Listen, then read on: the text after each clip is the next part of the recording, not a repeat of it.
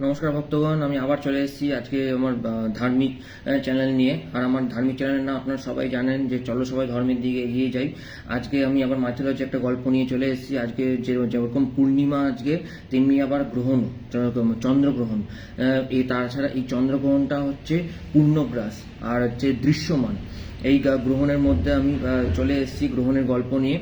আচ্ছা, আপনারা সব, আমি প্রথমে শুরু করার আগে আমি আমার পিতামাতার আশীর্বাদ আর গুরুদেবের রাম ঠাকুরের আশীর্বাদ নিয়ে শুরু করতে চলেছি। প্রথমে আমি আমার গুরুদেবকে স্মরণ করছি। ওম গুরু ব্রহ্মা গুরু বিষ্ণু গুরুর্দেব মহেশ্বর গুরুর সাক্ষাৎ পরম ব্রহ্ম তস্मै শ্রী গুরুবে নমো নমঃ। ওম অখণ্ডমণ্ডলাকারং ব্যাপ্তং যেন চরাচরং তৎপদং দর্শিতং তস্मै শ্রী গুরুবে নমো নমঃ। জয় রাম, জয় রাম, জয় রাম, জয় রাম, জয় রাম। চলে এসেছি, এবারে আমি শুরু করতে চলেছি গ্রহণ নিয়ে। আচ্ছা, আপনারা সবাই জানেন যে সমুদ্র মন্থন যে হয়েছিল দেবতা আর অসুরদের মধ্যে, সমুদ্র মন্থন হয়েছিল। এই সমুদ্র মন্থনের মধ্যে কিন্তু এই গ্রহণের জায়গাটা তুলে ধরা আছে। শিব পুরাণ অনুযায়ী আমরা জানতে পারি যে গ্রহণের সাথে মানে সরভানুর সঙ্গে সম্পর্ক আছে। সরভানু কে ছিলেন? অসুর মাতা দিতির পুত্র। অসুর মাতা দিতির পুত্র ছিলেন সরভানু। আর সমুদ্র মন্থনের সময় যখন মানে দেবতা আর অসুরদের মধ্যে মানে ওই অমৃত নিয়ে কাড়াকাড়ি শুরু হয়ে গেছিল, তখন নারায়ণ কি করেছিল? নিজের মানে নারী রূপ অর্থাৎ মোহিনী রূপে দেবতাদের অমৃত পান করিয়েছিলেন। কিন্তু সেটা অসুরদের মধ্যে একজন চালাক অসুর ছিল হচ্ছে সরভানু। এই সরভানু কে ছিল? আমি আগেই বলেছি, অসুর মাতা দিতির পুত্র ছিলেন সরভানু। এইবার নারায়ণ এরকম ছলনা দেখতে পেয়ে সরভানু কি করলেন? নিজের একটা মানে দেবতার রূপ ধারণ করলেন। দেবতার রূপ ধারণ করে মানে অন্যান্য আর দেবতাদের সাথে বসে গেলেন অমৃত পান করার জন্য। তারপরে হচ্ছে কি হলো, আপনারা সব আমি বলছি, আপনারা মনোযোগ সহকারে শুনুন। তারপরে দেবতাদের পাশে বসে রইলেন সরভানু। এরকম আস্তে আস্তে মোহিনী রূপে নারায়ণ অমৃত পান করাচ্ছেন। যখন মানে আসলো সরভানুর কাছে, তখন মানে চন্দ্রদেব আর হচ্ছে সূর্যদেব, এনারা দুজনে মানে বললেন যে এ তো দেবতা নয়, এ তো অসুর সরভানু। তখন মানে অমৃত পান করা হয়ে গেছে তখন সরভানু। তারপরে নারায়ণ কি করলেন? মোহিনী রূপে সুদর্শন চক্র আনলেন। সুদর্শন চক্রকে স্মরণ করে সুদর্শন চক্র আসলো, এমনকি সরভানুর মস্তক ছিন্ন করলেন। কিন্তু মস্তক ছিন্ন করার সাথে সাথে সে তো অমর হয়ে গেল। কি রূপে সে অমর হলো? রাহু আর কেতু রূপে। রাহু কেতু তো মানে বলেই দিয়েছে সূর্যদেব আর চন্দ্রদেবকে যে মানে তোমাদের দুজনের জন্য আমার এরকম অবস্থা হলো, কিন্তু আমি তো অমর থাকবোই, আমার তো কোনো মানে ধ্বংস হবে না, আমি তো অমর থাকবোই। কিন্তু মানে তোমাদেরকে গিলে আমি আমার প্রতিশোধ মেটাবো। সেই জন্য রাহু আর কেতু দুজনে মিলে মানে কি করলো? রাহু বলল যে আমি যখন সূর্যদেবকে গ্রাস করব তখন সেটা হবে সূর্যগ্রহণ। সেটা মানে নারায়ণ, ব্রহ্মাদেব, এমনকি মহেশ্বরও বলেছিলেন। আর চন্দ্রদেবকে যখন গ্রাস করব তখন সেটা হবে চন্দ্রগ্রহণ। তাছাড়া মানে আমরা সবাই জানি যে এই যে গ্রহণ যে হয়, গ্রহণের সময় কিন্তু মানে কোনো কিছু আহার গ্রহণ করতে নেই। গ্রহণের আগে যা আহার গ্রহণ করতে হয়। আর গ্রহণের সময় জলপান তো অবশ্যই, জলপান ছাড়া আর কোনো কিছু পান করা উচিত নয়। গ্রহণ থাকাকালীন তখন জলের মধ্যে তুলসী পাতা দেওয়া উচিত।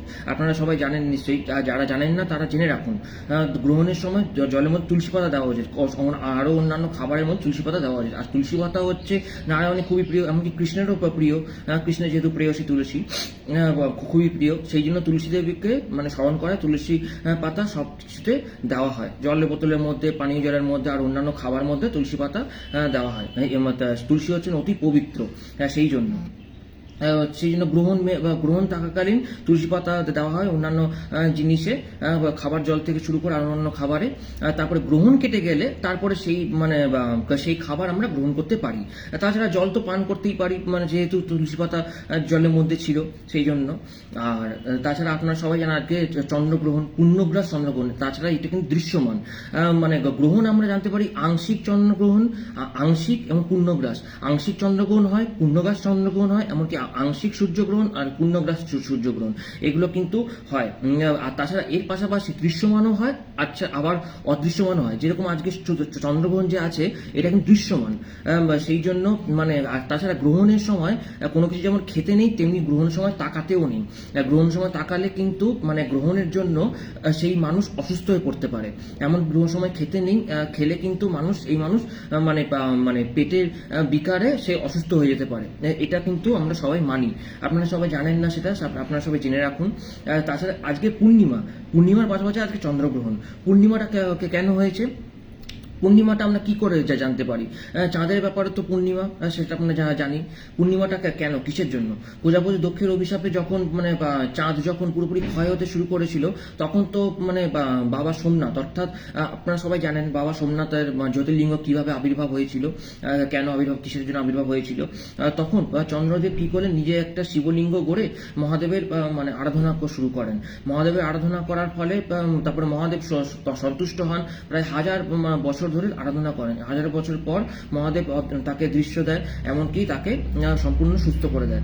তখন মানে মহাদেব বলেন যে তোমার এইরকম প্রজাপতি দক্ষের যে অভিশাপ, এটা কিন্তু প্রজাপতি দক্ষের অভিশাপ মিটবে, কিন্তু তোমার এটা হচ্ছে পূর্ণিমা এবং অমাবস্যা রূপে তুমি থাকবে। অমাবস্যার দিন তোমার চাঁদ দেখা যাবে না, এবং পূর্ণিমা দিনে তুমি গোল থালার মতো চাঁদের আলো সবাইকে দিতে পারবে।